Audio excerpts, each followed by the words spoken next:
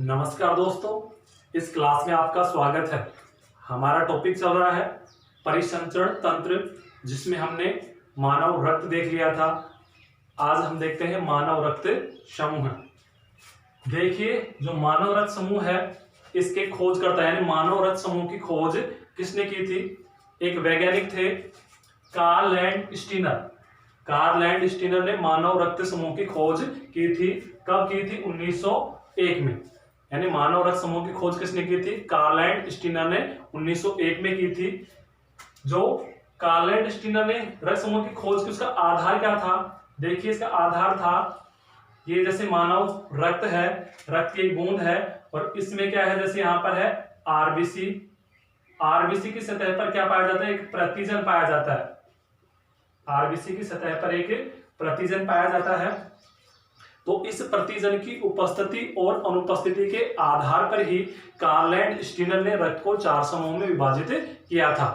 यानी आरबीसी की सतह पर पाए जाने वाले प्रतिजन की उपस्थिति और अनुपस्थिति के आधार पर कार्ल लैंड स्टीनर ने रक्त को 4 समूहों में विभाजित किया था। वो थे ए, बी, ए बी और ओ, जिसे हम एक सारणी के द्वारा समझते हैं।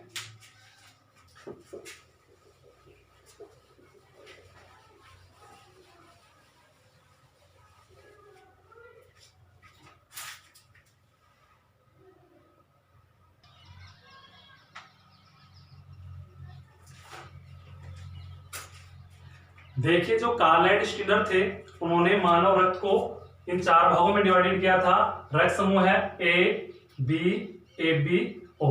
इसको कैसे याद रखना है? देखो, समान समान को दे सकता है, समान समान से ले सकता है, ओ सभी को दे सकता है, ए भी सभी से ले सकता है। एक लाइन ध्यान रखनी है आपको, समान समान को दे सकता है, समान समान से ले सकता है, ओ सभी को दे सकता है, ए भी सभी से ले सकता है। देखते हैं सारणी को।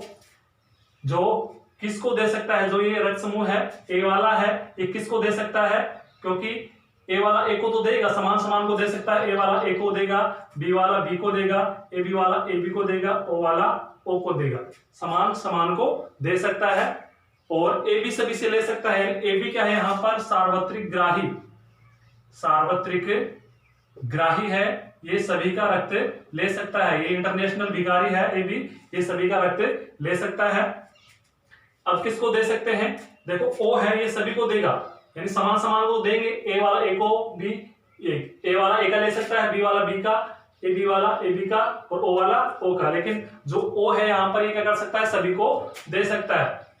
यहाँ पे ओ, यहाँ पे ओ, यहाँ पे ओ, और ओ वाला ओ को तो देगा, लेकिन ओ क्या हो गया यहाँ पर? फिर सार्वत्रिक दाता। सार्वत्रिक दाता यानी जो ए बी रक्त समूह है वो तो क्या कर सकता है? सभी का ग्रहण कर सकता है। और ओ है, ये क्या कर सकता है? सभी को रक्त दे सकता है। इसलिए ए बी कहलाता है सार्वत्रिक ग्राही और ओ कहलाता है सार्वत्रिक दाता। अब इनमें देखते हैं जो प्रतिजन है वो कौन सी पाई जाती है। जो ए रक्त समूह है उसमें प्रतिजन ए ही पाई जाएगी, बी में प्रतिजन बी मिलेगी, ए बी में प्रतिजन ए और बी मिलेंगी, जबकि ओ में कोई भी प्रतिजन नहीं पाया जाता है। कोई भी प्रतिजन नहीं पाए जाने के कारण ये क्या होता है? सार्वत्रिक दाता होता है। उसके बाद में जो प्रतिरक्षी होती है, वो प्रतिरक्षी देखो कौन कौन सी पाई जाती है। प्रतिरक्षी हमेशा रक्त समूह की विपरीत मिलेगी। जैसे प्रतिजन ए है तो प्रतिरक्षी क्या मिलेगी? इसकी विपरीत मिलेगी। जैसे देखो यहाँ पर ब्लड ग्रुप ए में प्रतिजन ए तो प्रतिरक्षी बी मिलेगी। प्रतिजन बी है ब्लड ग्रुप बी में तो प्रतिरक्षी ए हो जाएगी। ब्लड ग्रुप ए बी है, इसमें प्रतिजन ए बी है तो प्रतिजन ए और प्रतिजन बी है यहाँ पर, तो प्रतिरक्षी इसमें कोई भी नहीं मिलेगी। और जो ओ रक्त समूह है इसमें कोई भी प्रतिजन नहीं पाया जाता, जबकि प्रतिरक्षी ए और बी पाई जाती है। ये जो प्रतिजन है ये तो पाया जाता है आरबीसी की सतह पर पाए जाने वाले जो प्रोटीन है, जो ग्लाइकोप्रोटीन है वो होते हैं। बल्कि जो प्रतिरक्षी होते हैं, प्रतिरक्षी क्या होते हैं? प्लाज्मा में पाए जाते हैं। प्लाज्मा में पाई जाने वाली जो ग्लाइकोप्रोटीन है वो क्या कहलाती है? प्रतिरक्षी। और जो आरबीसी है उसकी सतह पर पाई जाने वाली जो ग्लाइकोप्रोटीन है वो क्या कहलाती है? प्रतिजन। तो प्रतिजन आरबीसी की सतह पर पाया जाता है, जबकि जो प्रतिरक्षी है वो प्लाज्मा में पाया जाता है। उसके बाद में आगे देखते हैं हम RH कारक। देखिए जो आरएच कारक है यानी जो प्रतिजन है ए और बी, इसके अलावा एक विशेष प्रतिजन और पाया जाता है जिसे कहते हैं आरएच कारक या आरएच फैक्टर। देखते हैं इसके बारे में विस्तार से।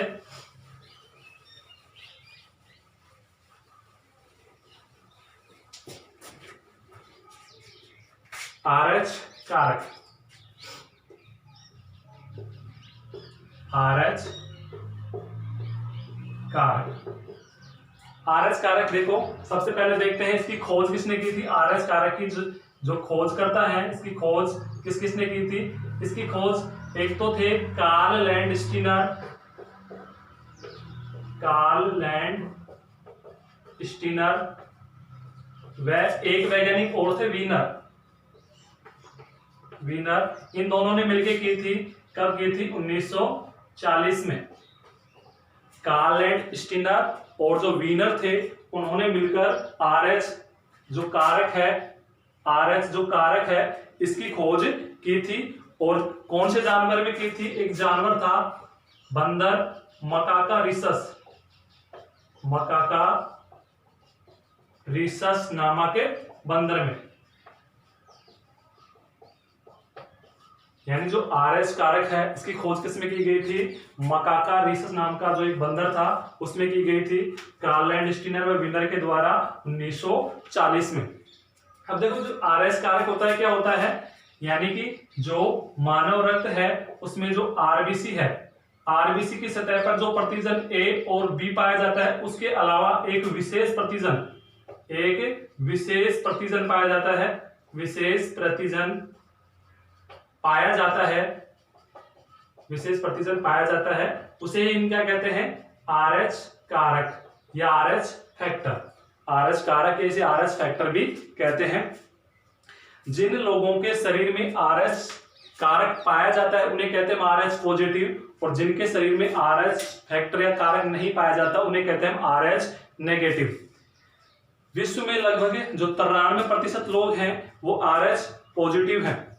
यानी जो आरएच पॉजिटिव है, एक तो जिन लोगों के शरीर में पाया जाएगा आरएच पॉजिटिव, और जिनके शरीर में नहीं पाया जाएगा वो होंगे आरएच नेगेटिव।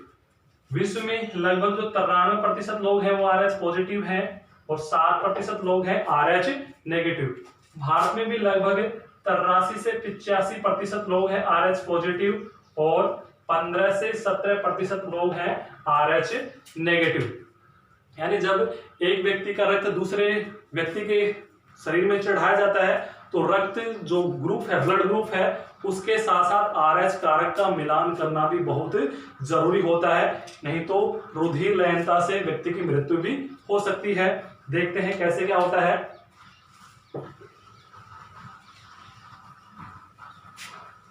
एक उदाहरण के द्वारा इसको समझते हैं।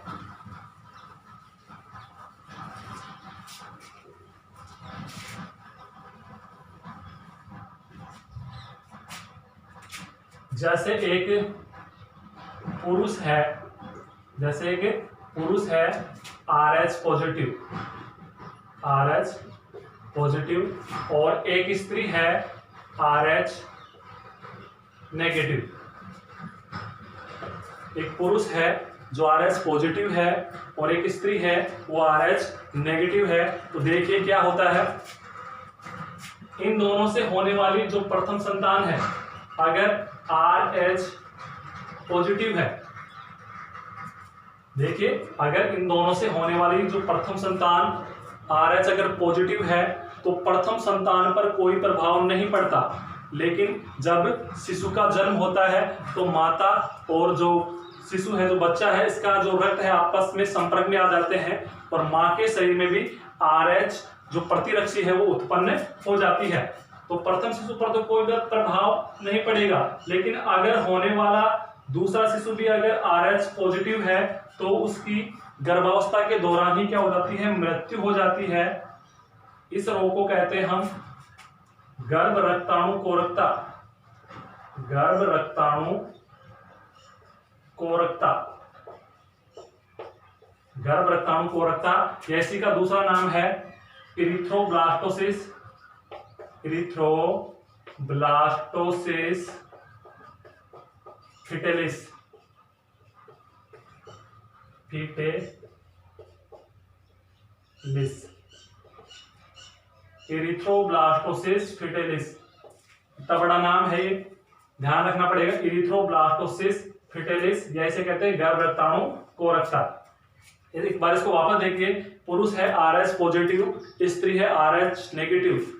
जब होने वाली प्रथम संतान RH पॉजिटिव है तो जब शिशु का जन्म होता है तो माता व शिशु का रक्त आपस में संपर्क में आते हैं, जिससे माता के शरीर में RH प्रतिरक्षी उत्पन्न हो जाती है, जिसके कारण प्रथम संतान पर तो कोई प्रभाव नहीं पड़ता, लेकिन जो द्वितीय संतान है उसकी गर्भावस्था में मृत्यु हो जाती है, जिसे हम कहते हैं गर्भ रक्ताणु कोरकता या इरिथ्रोब्लास्टोसिस फिटेलिस इसको कहा जाता है। इस अगर होने वाली अगर दूसरी संतान RH अगर नेगेटिव हो, RH नेगेटिव हो तो क्या होगा?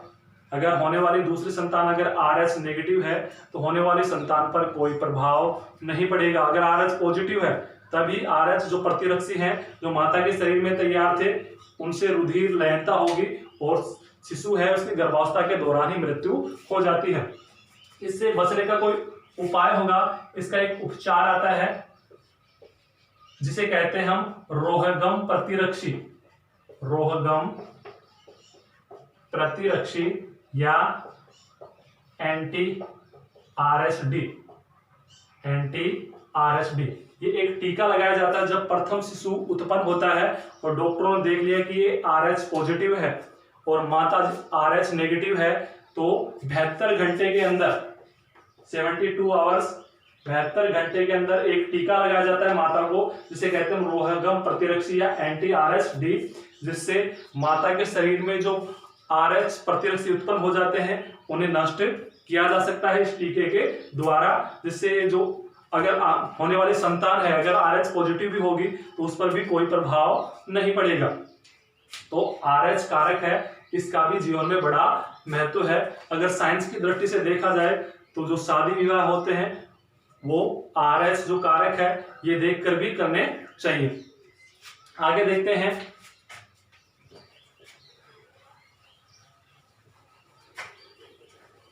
जो ब्लड ग्रुप है इसकी वंशावली देखते हैं, यानी रक्त समूह की जो वंशावली है,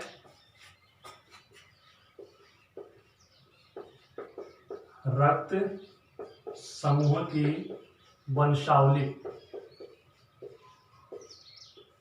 यानी कि जो रक्त समूह है वह एक पीढ़ी से दूसरी पीढ़ी में किस प्रकार जाता है, इसके द्वारा हम यह समझेंगे।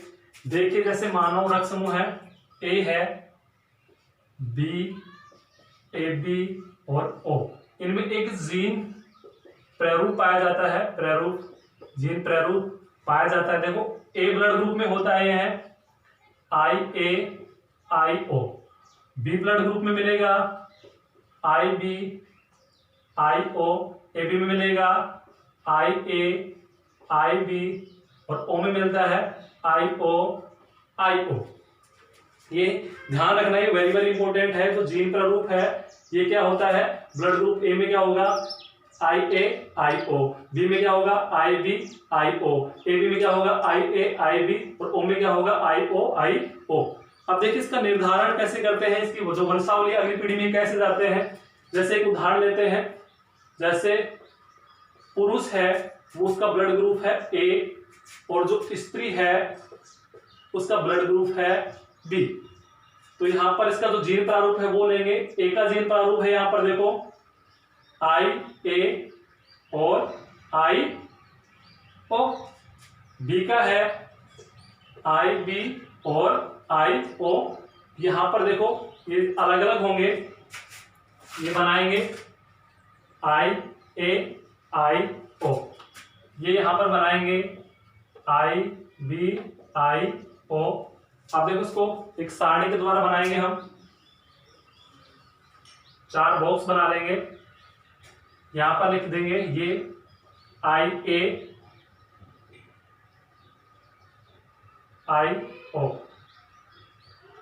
IB-IO, इस प्रकार लिख देंगे।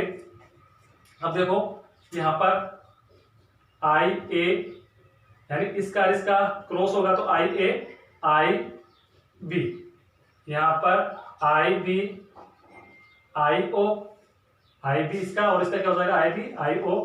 अब देखें इसकी सिद्ध का और इसकी सिद्ध का हो जाएगा आई ए आई ओ, इसका हो जाएगा आई ओ और आई ओ। अब देखो ए और बी, ए बी वाला क्या है ब्लड ग्रुप बी, इसका ब्लड ग्रुप हो जाएगा बी में ए बी, इसका ब्लड ग्रुप हो जाएगा A B I B I O, I B I O इसका ब्लड ग्रुप हो जाएगा बी, आई ए आई ओ इसका ब्लड ग्रुप हो जाएगा ए और इसका हो जाएगा ओ, आई ओ। इस प्रकार देखो इसके होने वाले अगर 4 संतानों का हम देखें कैसे कैसे होंगी, एक संतान तो होगी ए की, एक होगी बी की, एक होगी ए बी की, एक होगी ओ की, यानी कि सारी संतानें हैं वो 25-25% के हिसाब से होंगी, यानी संभावना कितनी रहेगी 25% ये, 25% ये, 25% ये और 25% ये। यानी अगर देखें तो माता तो थी ए, पुरुष तो था ए, माता थी बी, स्त्री थी बी, लेकिन होने वाली संतान यहाँ पर ओ भी हो सकती है, क्योंकि यहाँ पर ए बी तो हो सकता है, लेकिन यहाँ पर होने वाली संतान है वो ओ भी हो सकती है।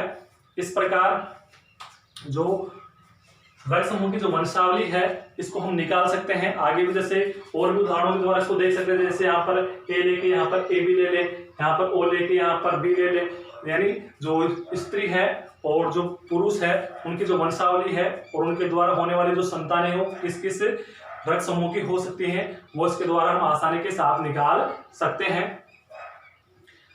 अगली क्लास में हम जो मानव हृदय है उसको लेंगे। रक्त परिसंचरण तंत्र का जो अगला टॉपिक है वो आ जाएगा हृदय को हम विस्तार से देखेंगे। आज की क्लास में इतना ही, धन्यवाद।